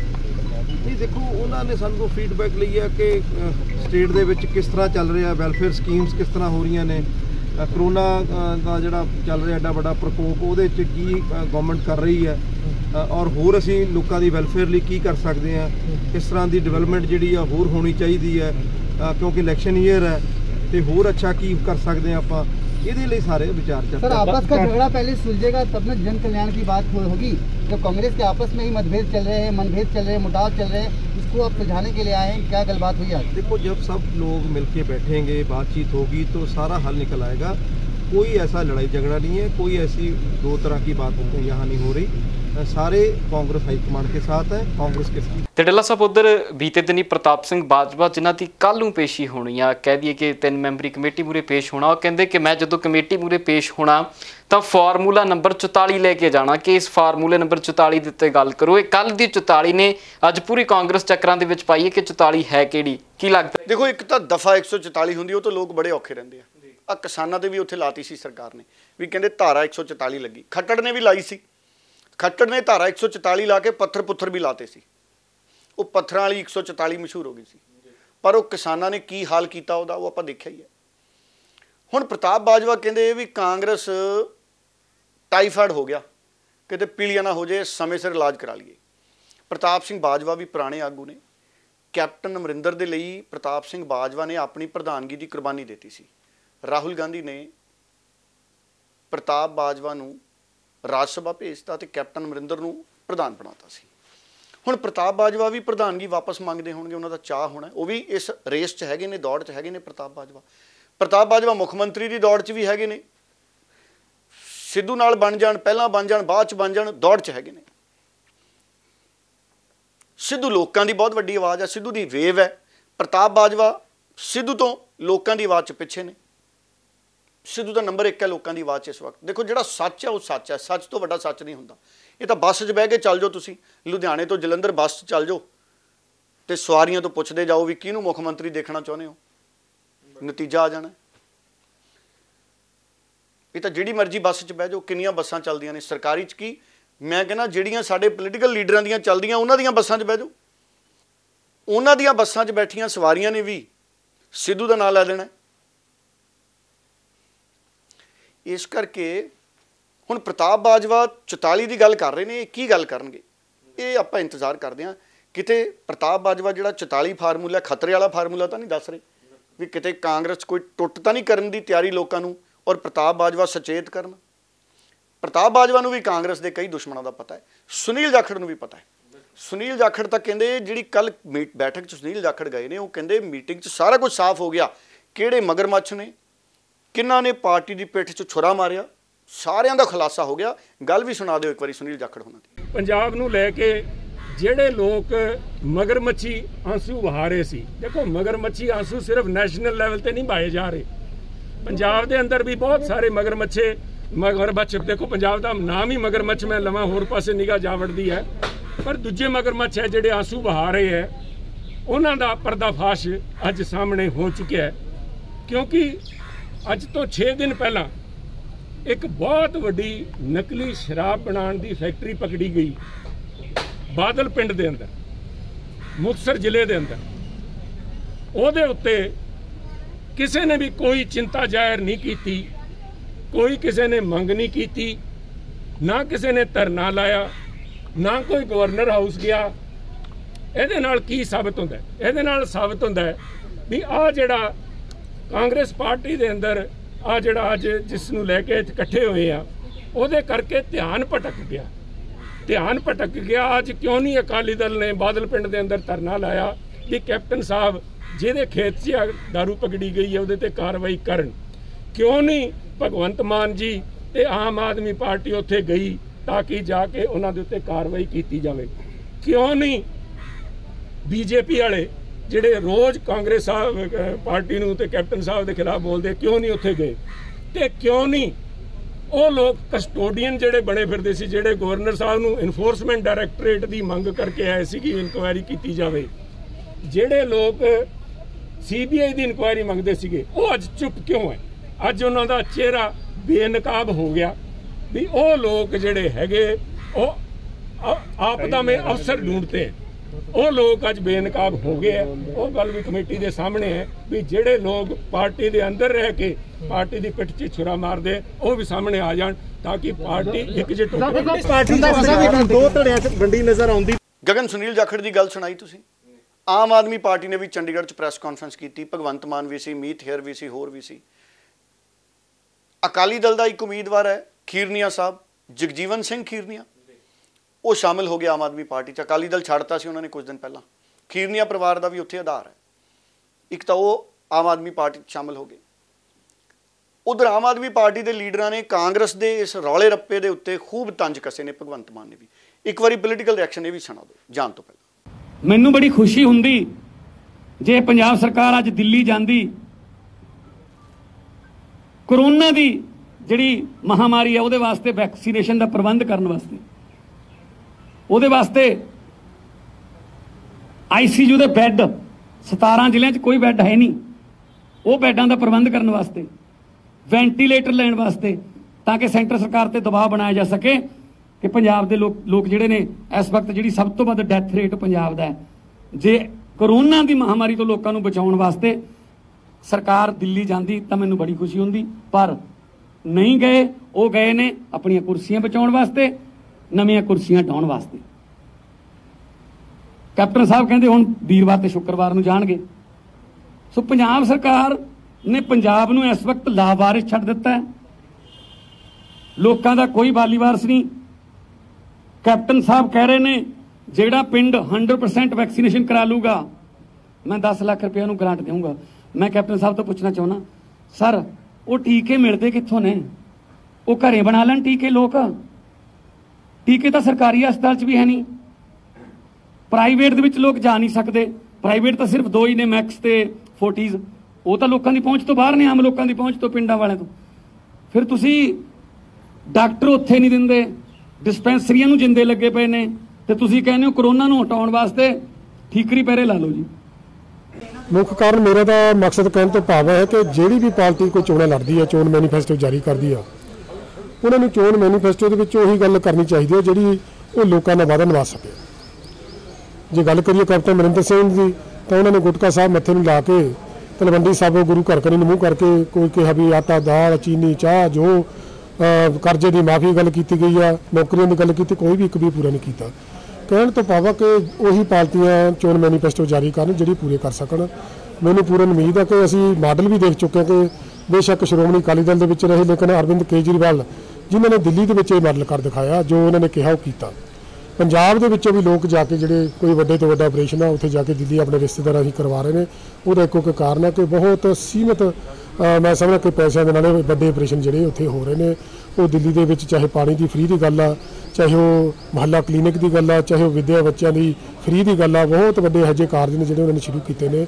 ਉਹਨਾਂ ਦੇ ਜੋ ਨੀਤੀਆਂ ਸਨ ਉਹਨਾਂ ਨੂੰ ਪਸੰਦ ਕਰਦੇ, ਅਸੀਂ ਆਮ ਆਦਮੀ ਪਾਰਟੀ ਵਿੱਚ ਸ਼ਾਮਲ ਹੋਏ। ਸੋ ਸਾਰੇ ਪੰਜਾਬ ਦੇ ਲੋਕ ਜਾਣਦੇ ਆ, ਸੁਖਬੀਰ ਬਾਦਲ ਦੇ ਕਹਿਣ ਨਾਲ ਕੋਈ ਫਰਕ ਨਹੀਂ ਪੈਂਦਾ। ਲੋਕਾਂ ਨੇ 10 ਸਾਲ ਅਕਾਲੀ ਦਲ ਦਾ ਰਾਜ ਵੀ ਦੇਖਿਆ ਤੇ ਪਿਛਲੇ 7 ਸਾਲਾਂ ਤੋਂ ਆਮ ਆਦਮੀ ਪਾਰਟੀ ਦਾ ਜਿਹੜਾ ਰਾਜ ਹੈ ਦਿੱਲੀ 'ਚ ਉਹ ਵੀ ਦੇਖਿਆ। ਆਮ ਆਦਮੀ ਪਾਰਟੀ ਉਹ ਪਾਰਟੀ ਹੈ ਤੇ ਅਰਵਿੰਦ ਕੇਜਰੀਵਾਲ ਪੂਰੇ ਹਿੰਦੁਸਤਾਨ ਦੇ ਵਿੱਚ ਉਹ ਲੀਡਰ ਨੇ ਜਿਨ੍ਹਾਂ ਨੇ ਵੋਟਾਂ ਦੇ ਵਿੱਚ ਇਹ ਕਹਿਣ ਦੀ ਜੁਰਤ ਰੱਖੀ ਹੈ ਕਿ ਦਿੱਲੀ ਦੇ ਲੋਕੋ ਜੇ ਕੰਮ ਕੀਤਾ ਤਾਂ ਸਾਨੂੰ ਵੋਟ ਪਾ ਦਿਓ, ਤੇ ਦਿੱਲੀ ਦੇ ਲੋਕਾਂ ਨੇ ਦੁਬਾਰਾ 17 ਚੋਂ 63 ਸੀਟਾਂ ਆਮ ਆਦਮੀ ਪਾਰਟੀ ਨੂੰ ਦਿੱਤੀਆਂ। ਜੇ ਸੁਖਬੀਰ ਬਾਦਲ ਦੇ ਵਿੱਚ ਹਿੰਮਤ ਹੈ ਤਾਂ ਸਟੇਜਾਂ ਤੋਂ ਇਹ ਕਹਿਣਾ ਸ਼ੁਰੂ ਕਰਨ ਵੀ ਜੇ ਸਾਡੀ ਸਰਕਾਰ 10 ਸਾਲ ਅਸੀਂ ਚੰਗੇ ਕੰਮ ਕੀਤੇ ਤਾਂ ਸਾਨੂੰ ਵੋਟ ਪਾ ਦਿਓ। ਇਹ ਨਹੀਂ ਉਹਨਾਂ ਨੇ ਕਹਿਣਾ। ਲੋਕਾਂ ਨੂੰ ਭੜਕਾਉਣ ਦੀ, ਲੋਕਾਂ ਨੂੰ ਅਸਲ ਮੁੱਦਿਆਂ ਤੋਂ ਧਿਆਨ ਹਟਾ ਕੇ ਵਰਗਲਾਉਣ ਦੀ ਕੋਸ਼ਿਸ਼ ਜਿਹੜੀ ਆ ਉਹ ਸੁਖਬੀਰ ਸਿੰਘ ਬਾਦਲ ਨੇ ਕਰਨੀ ਆ। ਪਰ ਪੰਜਾਬ ਦੇ ਲੋਕ ਨੇ ਜਿਹੜੇ ਉਹ ਇਸ ਵਾਰੀ ਅਕਾਲੀ ਦਲ ਦੀ ਜਿਹੜੀ ਠੱਗੀ ਠੋਰ ਦੀ ਰਾਜਨੀਤੀ ਆ ਉਹਦੇ ਵਿੱਚ ਨਹੀਂ ਆਉਣਗੇ ਤੇ ਸੱਚ ਦਾ ਸਾਥ ਆ ਜਿਹੜਾ ਪੰਜਾਬ ਦੇ ਲੋਕ ਆ ਉਹ ਦੇਣਗੇ। ਬਿਲਕੁਲ। ਸੋ ਲਗਾਤਾਰ ਇਸ ਦੌਰ ਦੇ ਵਿੱਚ ਪੰਜਾਬ ਦੀ ਸਿਆਸਤ ਕਾਫੀ ਦਿਲਚਸਪ ਬਣੀ ਹੋਈ ਹੈ। ਹਰ ਕਿਸੇ ਨੂੰ ਪੰਜਾਬ ਦੀ ਸਿਆਸਤ ਦੇ ਵੱਲ ਵੇਖਣ ਦੀ ਜ਼ਰੂਰਤ ਪੈ ਰਹੀ ਹੈ ਕਿ ਆਖਿਰਕਾਰ ਚੱਲ ਕੀ ਰਿਹਾ ਹੈ। ਮਸਲਾ ਪੰਜਾਬ ਦੇ ਵਿੱਚ ਉੱਠਿਆ ਸੀ ਤੇ ਹੁਣੇ ਬੈਠ ਕੇ ਦਿੱਲੀ ਦੇ ਵਿੱਚ ਨਿਪਟਾਇਆ ਜਾ ਰਿਹਾ ਹੈ। ਦਿੱਲੀ ਦੇ ਵਿੱਚ ਲਗਾਤਾਰ ਇਸ ਮੰਥਨ ਦੇ ਵਿੱਚੋਂ ਕੀ ਨਿਕਲੇਗਾ ਇਹ ਬਹੁਤ ਵੱਡਾ ਆਉਣ ਵਾਲੇ ਦਿਨਾਂ ਦਾ ਸਵਾਲ ਹੈ। ਅੱਜ ਨਵਜੋਤ ਸਿੰਘ ਸਿੱਧੂ ਪਹੁੰਚਦੇ ਨੇ, ਪ੍ਰਗਟ ਸਿੰਘ ਪਹੁੰਚਦੇ ਨੇ ਤੇ ਉਹਨਾਂ ਦੇ ਨਾਲ ਹੋਰ ਕੌਣ-ਕੌਣ ਪਹੁੰਚਦਾ ਹੈ ਬਹੁਤ ਵੱਡੀ ਗੱਲ ਰਹੇਗੀ। ਕਿਹੜੇ-ਕਿਹੜੇ ਕੈਬਨਿਟ ਮੰਤਰੀ ਉੱਥੇ ਪਹੁੰਚਣਗੇ, ਕਿਹੜੇ-ਕਿਹੜੇ ਆਪਣੀ ਗੱਲ ਉੱਥੇ ਰੱਖ ਸਕਦੇ ਨੇ ਤੇ ਕਿਹੜੇ ਨਹੀਂ ਰੱਖ ਸਕਦੇ ਵੀ ਬਹੁਤ ਵੱਡੀ ਗੱਲ ਰਹੇਗੀ। ਕਿਉਂਕਿ ਬੀਤੇ ਦਿਨਾਂ ਦੇ ਵਿੱਚ ਜਿਹੋ ਜਿਹੇ ਬਿਆਨ ਬਾਹਰ ਆ ਰਹੇ ਨੇ ਉਸ ਤੋਂ ਇਹ ਵੀ ਪਤਾ ਲੱਗਿਆ ਕਿ ਕਈਆਂ ਨੇ ਆਪਣੀ ਗੱਲ ਸਾਹਮਣੇ ਰੱਖੀ ਹੈ ਪਰ ਕਈਆਂ ਨੇ ਨਹੀਂ ਰੱਖੀ। ਸੋ ਇਸ ਕਰਕੇ ਅੱਜ ਦਾ ਦਿਨ ਬਹੁਤ ਅਹਿਮ ਹੋਣ ਵਾਲਾ ਹੈ ਤੇ ਕੱਲ੍ਹ ਨੂੰ ਫਿਰ ਕੈਪਟਨ ਅਮਰਿੰਦਰ ਸਿੰਘ, ਪ੍ਰਤਾਪ ਸਿੰਘ ਬਾਜਵਾ ਉਹ ਵੀ ਪਹੁੰਚ ਰਹੇ ਨੇ ਤੇ ਉਸ ਤੋਂ ਬਾਅਦ ਕੀ ਹੁੰਦਾ ਹੈ ਇਹ ਫਾਈਨਲ ਰਿਪੋਰਟ ਬਣਨੀ ਹੈ 2 ਦਿਨਾਂ ਤੋਂ ਬਾਅਦ। ਸੋ ਵੇਖਦੇ ਹਾਂ ਕਿ ਕੀ ਹੁੰਦਾ ਹੈ, ਕੀ ਹੋਣ ਜਾ ਰਿਹਾ ਪੰਜਾਬ ਦੀ ਸਿਆਸਤ ਦੇ ਵਿੱਚ। ਡੱਲਾ ਸਾਹਿਬ ਬਹੁਤ ਧੰਨਵਾਦ ਜੀ। ਔਰ ਅੱਜ ਸਾਰਾ ਦਿਨ ਨਵਜੋਤ ਸਿੰਘ ਸਿੱਧੂ ਦੇ ਮਾਮਲੇ ਤੇ ਅਸੀਂ ਲਾਈਵ ਰਿਪੋਰਟਿੰਗ ਦਿਖਾਉਂਦੇ ਰਹਿਣਾ। ਜਿੱਦਾਂ ਹੀ ਬਿਆਨ ਕਿਸੇ ਦਾ ਆਊਗਾ, ਜਿੱਦਾਂ ਹੀ ਕੋਈ ਐਮਐਲਏ ਜਾਊਗਾ, ਕਿਉਂਕਿ ਐਮਐਲਏ ਨੇ ਵੀ ਜਾਣਾ, ਅੱਜ 25 ਐਮਐਲਏ ਨੇ ਵੀ ਜਾਣਾ, 25-26। ਸੋ ਸਾਰਾ ਦਿਨ ਅਸੀਂ ਲਾਈਵ ਰਿਪੋਰਟਿੰਗ ਦਿਖਾਉਂਦੇ ਰਵਾਂਗੇ। ਸੋ E9 ਪੰਜਾਬੀ ਦੇ ਨਾਲ ਬਣੇ ਰਹੋ। ਤੁਹਾਡੇ ਸੁਝਾਵਾਂ ਦਾ ਹਮੇਸ਼ਾ ਸਵਾਗਤ ਹੈ। ਬਹੁਤ ਬਹੁਤ ਧੰਨਵਾਦ।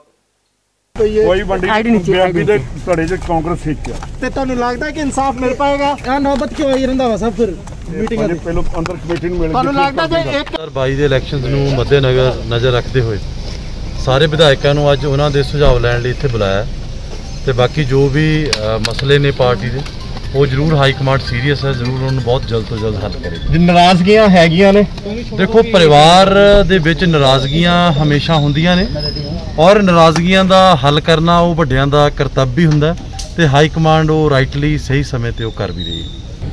ਵਜ੍ਹਾ ਕੀ ਹੈ ਡਿਫਰੈਂਸ ਦੀ ਜੀ? ਕਿਉਂ ਇੰਨਾ ਜ਼ਿਆਦਾ ਹੋ ਗਿਆ? ਵੱਡਾ ਪਰਿਵਾਰ ਹੈ, ਤੁਹਾਨੂੰ ਪਤਾ ਘਰ ਦੇ 4 ਨਿਆਣੇ ਹੋਣ ਉਹ ਖੜਕ ਪੈਂਦੇ ਨੇ ਤੇ ਏਡਾ ਵੱਡਾ ਪਰਿਵਾਰ ਦੇ ਵਿੱਚ ਹੋ ਜਾਂਦੀ ਮਾੜੀ ਮੋਟੀ ਗੱਲ। ਕੀ ਫੀਡਬੈਕ ਦੇਣ ਵਾਲੇ ਹੋ ਜੀ? ਚੱਲਦਾ ਹੋਵੇ ਲੋਕ ਮਰਦੇ ਹੋਣ, ਆਪ ਕੀ ਫੀਡਬੈਕ ਦੋਗੇ ਕਮੇਟੀ ਕੋ? ਜੋ ਸਹੀ ਹੋਏਗਾ ਬੰਦੇ। ਗਿਲਜੀਆ ਸਾਹਿਬ ਲੋਕ ਮਰਦੇ ਹੋਣ ਕਰੋਨਾ ਨਾਲ ਤੇ ਸਰਕਾਰ ਆਪਸ 'ਚ ਲੜਨ 'ਚ ਲੱਗੀ ਹੋਵੇ, ਇਹਨਾਂ ਹਾਲਾਤਾਂ 'ਚ ਕੀ ਤੁਹਾਨੂੰ ਲੱਗਦਾ ਇਹ ਕੰਮ ਠੀਕ ਸੀ? ਇਲੈਕਸ਼ਨ ਆ ਗਿਆ ਨਾ ਜਦ ਲੱਗੇ, ਇਲੈਕਸ਼ਨ ਦੀ ਹੋ ਗਿਆ ਤੇ ਇਸ ਕਰਕੇ ਥੋੜਾ ਜਿਹਾ ਹੁੰਦਾ ਹੀ ਇਲੈਕਸ਼ਨ ਕਰਕੇ। ਪਰਸਨਲੀ ਕੀ ਸਮਝਦੇ ਹੋ ਗਿਲਜੀਆ ਸਾਹਿਬ ਤੁਸੀਂ, ਜਿੱਦਾਂ ਜਿਹੜਾ ਬੇਅਦਬੀ ਵਾਲੇ ਇਸ਼ੂ ਤੇ ਸਾਰਾ ਕੁਝ ਚੱਲਿਆ ਉਸ ਤੋਂ ਬਾਅਦ? ਉਹਦਾ ਇਨਸਾਫ ਦਵਾਵਾਂਗਾ। ਬਿਲਕੁਲ ਪਿੱਛੇ ਨਹੀਂ ਹਟਾ। ਮੇਰਾ ਆਪਣਾ ਵਾਅਦਾ, ਮੈਂ ਆਪ ਨਿਸ਼ਾਨ ਲਾ ਕੇ ਮਿਲਣਾ ਚਾਹੀਦਾ। ਬੇਅਦਬੀਆਂ ਦੇ ਮਾਮਲੇ ਤੇ 2 ਧੜੇ ਬਣ ਗਏ ਸਰਕਾਰ ਦੇ। बिल्कुल गलत। ਇਹ ਧੜੇਬਾਜ਼ੀ ਖਤਮ ਹੋਏਗੀ ਲੱਗਦਾ ਹੈ ਤੁਹਾਨੂੰ? बिल्कुल गलत नहीं है, कोई 2 तरह अच्छे नहीं है। ਨਹੀਂ ਨਾਰਾਜ਼ਗੀ ਤਾਂ ਸਰ ਦੇਖੋ ਪਬਲਿਕਲੀ ਸਾਹਮਣੇ ਆ ਰਹੀ ਹੈ ਹੁਣ। कांग्रेस से कोई तरहबाजी नहीं है। ਲੱਗਦਾ ਹੈ ਕਿ ਕੈਪਟਨ ਸਾਹਿਬ ਨੂੰ ਬਦਲਿਆ ਜਾਏਗਾ सर, क्या मुख्यमंत्री बदले? ਲੀਡਰਸ਼ਿਪ ਤੇ ਕੋਈ ਸਵਾਲ ਖੜਾ ਕੀਤਾ ਜਾ ਰਿਹਾ? ਉਹ ਹਾਈ ਕਮਾਂਡ ਦੇ ਬੁਲਾਵੇ ਤੇ ਇੱਥੇ ਪਹੁੰਚੇ ਆ ਤੇ ਅੰਦਰ ਜਾ ਕੇ ਕੀ ਪੁੱਛ-ਦੱਸ ਹੁੰਦੀ ਆ ਉਹਦੇ ਬਾਰੇ ਤਾਂ ਨਹੀਂ ਮੈਂ ਤੁਹਾਨੂੰ ਕੁਝ ਕਹਿ ਸਕਦਾ ਹਜੇ। ਕੋਈ ਕਲੇਸ਼ ਨਹੀਂ ਹੈਗਾ ਕਿਸੇ ਗੱਲ ਦਾ। ਸਭ ਕੁਝ ਠੀਕ ਹੈ। ਕਾਂਗਰਸ ਪਾਰਟੀ ਜਿਹੜੀ ਆ ਯੂਨਾਈਟਿਡਲੀ ਕੰਮ ਕਰ ਰਹੀ ਆ ਔਰ ਕੋਈ ਇਹਦੇ ਵਿੱਚ ਸ਼ੰਕੇ ਵਾਲੀ ਗੱਲ ਨਹੀਂ, ਕੋਈ ਲੜਾਈ ਝਗੜਾ ਨਹੀਂ, ਸਭ ਕੁਝ ਠੀਕ ਹੈ। बरगाड़ी मसले ऊपर अपना की पक्ष रखोगे? आप लोगों को दिल्ली तलब किया गया है, बिना लड़ाई झगड़े के क्यों मीटिंग हो रही है, फिजिकल मीटिंग ऐसे एनवायरनमेंट में? नहीं देखिए, पार्टी की मीटिंग तो होती रहती हैं, ये तो एक रूटीन काम है, लेकिन ठीक है कोरोना महाकाल चल रहा है, वहाँ हमें पार्टी ने बुलाया तो हमने आज देखते हैं क्या अंदर पूछा जाता है। क्या विवाद क्या है सर, क्या एजेंडा क्या क्या बुलाया? देखिए मेरे हिसाब से कोई विवाद नहीं है, ठीक है थोड़ी बहुत विचारों की क्या है वो मतभेद होता है। विचार क्या है सर? कैसे विचार? मतभेद जो है विचारों के मतभेद है क्या? जनतक तौर ਤੇ ਜਿਹੜਾ ਕਿ ਸਾਹਮਣੇ ਆ ਗਿਆ ਜਿਹੜਾ ਬੇਅਦਬੀਆਂ ਦਾ ਮਾਮਲਾ ਹੈ ਸਰ ਕਿ ਇਨਸਾਫ ਨਹੀਂ ਮਿਲਿਆ, ਉਸੇ ਨੂੰ ਲੈ ਕੇ ਨਾਰਾਜ਼ਗੀ 2 ਧੜਿਆਂ 'ਚ ਪਾਰਟੀ ਵੰਡੀ ਹੋਈ ਨਜ਼ਰ ਆ ਰਹੀ ਹੈ। ਦੇਖੋ ਬੇਅਦਬੀ ਦਾ ਜਿਹੜਾ ਮਸਲਾ ਉਹ ਕਿਸੇ ਇੱਕ ਇੰਡੀਵਿਜੂਅਲ ਕਿਸੇ ਬੰਦੇ ਦਾ ਨਹੀਂ, ਉਹ ਸਾਰੇ ਪੰਜਾਬੀਆਂ ਦਾ ਔਰ ਪੂਰੇ ਵਿਸ਼ਵ ਦੇ ਅੰਦਰ ਜਿਹੜੇ ਗੁਰੂ ਗ੍ਰੰਥ ਸਾਹਿਬ ਮਹਾਰਾਜ ਜੀ ਦੇ ਅੰਦਰ ਅਥਾਹ ਵਿਸ਼ਵਾਸ ਰੱਖਣ ਵਾਲੇ ਲੋਕ ਨੇ, ਇਹ ਉਹਨਾਂ ਦਾ ਮਸਲਾ ਔਰ ਇਹਦੇ 'ਚ ਕਾਂਗਰਸ ਦੀ ਜਿਹੜੀ ਸਰਕਾਰ ਆ ਉਹ ਹੱਲ ਕਰਨ ਦੇ ਵਿੱਚ ਲੱਗੀ ਹੋਈ ਆ। ਔਰ ਤੁਸੀਂ ਸਾਰੇ ਜਾਣਦੇ ਹੋ ਕਿ ਜਿਹੜੇ ਦੂਸਰੇ ਧਿਰ ਆ ਉਹਨਾਂ ਦੇ ਵੀ ਹੱਥ ਬਹੁਤ ਲੰਬੇ ਨੇ, ਉਹਨਾਂ ਨੇ ਵੀ ਕੋਈ ਕਸਰ ਬਾਕੀ ਨਹੀਂ ਛੱਡੀ ਔਰ ਉਹਨਾਂ ਨੇ ਹਰ ਸੰਭਵ ਕੋਸ਼ਿਸ਼ ਕੀਤੀ ਆ ਕਿ ਇਸ ਕੇਸ ਨੂੰ ਲਿੰਗਰ ਆਨ ਕੀਤਾ ਜਾਵੇ, ਟਾਈਮ ਬਾਏ ਕੀਤਾ ਜਾਵੇ ਔਰ ਕਿਸੇ ਨਾ ਕਿਸੇ ਤਰੀਕੇ ਨਾਲ ਇਹਨੂੰ ਫਿਜ਼ਲ ਆਊਟ ਕੀਤਾ ਜਾਵੇ। ਪਰ ਸਾਡੀ ਸਰਕਾਰ ਇਨਸਾਫ ਜਿਹੜੀ ਆ ਉਹ ਲੈ ਕੇ ਰਹੂਗੀ, ਅਸੀਂ ਉਹਦੇ ਲਈ ਵਚਨਬੱਧ। ਪਾਰਟੀਆਂ ਹਰੇਕ ਪਾਰਟੀ ਦੇ ਵਿੱਚ ਰੌਲਾ ਹੁੰਦਾ, ਕੋਈ ਪਾਰਟੀ ਇਹੋ ਜਿਹੀ ਨਹੀਂ ਜਿਹਦੇ 'ਚ ਨਾ ਧੜੇ ਹੋਣ, ਪਰ ਇਹ ਹੈਗਾ ਵੀ ਉਹਨਾਂ ਨੂੰ ਇਕੱਠਿਆਂ ਨੂੰ ਕਰਨਾ ਕਮੇਟੀ ਦਾ ਪਾਰਟੀ ਦਾ ਫਰਜ਼ ਹੁੰਦਾ। ਪਾਰਟੀ ਕਮੇਟੀ ਆ ਜਿਹੜੀ ਉਹਨੂੰ ਇਕੱਠਾ ਕਰੂਗੀ। ਕੀ ਫੀਡਬੈਕ ਪਰਸਨਲੀ ਦੇਣ ਵਾਲੇ ਹੋ ਜੀ ਕਮੇਟੀ ਨੂੰ? ਮੈਂ ਕਿਹਾ ਜੀ ਹੁਣ ਸਾਨੂੰ ਪੁੱਛਣਗੇ ਜਿਹੜੀ ਕੋਈ ਗੱਲ। ਤੁਸੀਂ ਨਵਜੋਤ ਸਿੰਘ ਸਿੱਧੂ ਨਾਲ ਖੜੇ ਹੋਏ ਆ, ਕੈਪਟਨ ਅਮਰਿੰਦਰ ਸਿੰਘ ਨਾਲ? ਜੀ ਅਸੀਂ ਖੜੇ ਆ, ਅਸੀਂ ਪਾਰਟੀ ਨਾਲ ਖੜੇ, ਕਾਂਗਰਸ ਪਾਰਟੀ ਨਾਲ ਖੜੇ ਆ, ਕਿਸੇ ਇਨਸਾਨ ਨਾਲ ਨਹੀਂ ਖੜੇ, ਅਸੀਂ ਪਾਰਟੀ ਨਾਲ ਖੜੇ ਹੈਗੇ ਆ। ਜੋ ਇੱਥੋਂ ਸਾਨੂੰ पता लगा मुद्दा क्या है, आखिर क्यों बैठकें चल रही है, या आप लोगों को बुलाया गया है? किसी को भी पार्टी विधायक को बुलाया जा सकता है, कांग्रेस पार्टी है साडा इत्थे पार्टी बुलाऊगी तो फिर सानू होना ही हैगा। किसी कोई दो धड़े नहीं खाना। नहीं नाराजगी तो है। नाराजगी क्या है सर फिर? किसी का कोई नाराजगी नहीं। पहली बात तो ये है कि नाराज विधायक नहीं, सभी विधायकों को बुलाया गया है और यहाँ पे कोई नाराज का शब्द ही पैदा नहीं होता। और हाईकमान ने जो भी कांग्रेस के अंदर वहाँ पे जिसे आप नाराजगियाँ कहते हो या अलग अलग विचार हैं, उन विचारों को सुनने के लिए कांग्रेस हाईकमान ने सब लोगों को, जो करीब आज 25 MLA आएंगे, कल भी 25 आएंगे, उसके बाद परसों भी 25 आएंगे, उसके बाद बीच में नवजोत सिंह सिद्धू और कैप्टन अमरिंदर सिंह जी के साथ भी जो है वो ये कमेटी मुलाकात करेगी, अपनी बात रखेगी और उसके बाद जो भी हाईकमान फैसला करेगा हम सब उसकी इन बिन पालना करेंगे, उनके आदेशों को मानेंगे और कोई भी उनके बाहर नहीं जाएगा। आप इसके साथ है, आप अल्टीमेटली लगता है कि गुरु नाराजगी है ही नहीं। तो फिर धर्मसर जी की नौबत क्यों आ गई हाई कमान ने इसके सारे एमएलए ਨੂੰ ਬੁਲਾਉਣ ਦੀ? ਤੁਸੀਂ ਕਿਉਂ ਚਿੰਤਾ ਚ? ਹਾਈ ਕਮਾਂਡ ਨੇ ਬੁਲਾਉਣਾ, ਮਾਪੇ ਬੱਚਿਆਂ ਨੂੰ ਬੁਲਾਉਂਦੇ ਹੁੰਦੇ ਨੇ, ਇਹ ਕੋਈ ਗੱਲ ਨਹੀਂ, ਐਡੀ ਕੋਈ ਗੱਲ। आप कैप्टन साहब के साथ है, सिद्धू साहब के साथ है? नाराजगी है ही कोई नहीं, दूर कितों होएगी? फिर नौबत क्यों आई है यहाँ पे सारे? यहाँ फिर ये नौबत क्यों आई है? क्या आप अपने मायके क्यों जाओगे? नहीं कोई आपने माँ बाप के कोई जाता नहीं है, माँ बाप बुलाते नहीं है। हाई कमान हमारे माँ बाप हैं, हम बच्चे हैं, माँ बाप ने बुलाया, हम आए। लगता है डिफरेंसेस नो नाराज नहीं, ऐसी थोड़ी। आप अपने माता पिता को नाराजगी से ही मिलना चाहते हो?